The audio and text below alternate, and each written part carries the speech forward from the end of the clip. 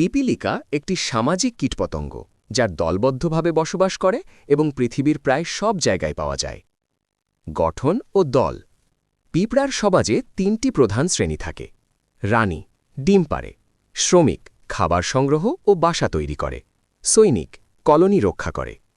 প্রধান বৈশিষ্ট্য: অত্যন্ত পরিশ্রমী, শৃঙ্খলাবদ্ধ জীবনযাপন, নিজের ওজনের চেয়ে অনেক বেশি বহন করতে পারে, দলবদ্ধভাবে কাজ করে। দিক নির্ণয় ও যোগাযোগ।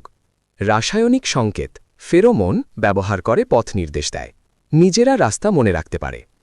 খাদ্যাভ্যাস: মিষ্টি জাতীয় খাবার, ছোট পোকামাকড়, উদ্ভিদের অংশ।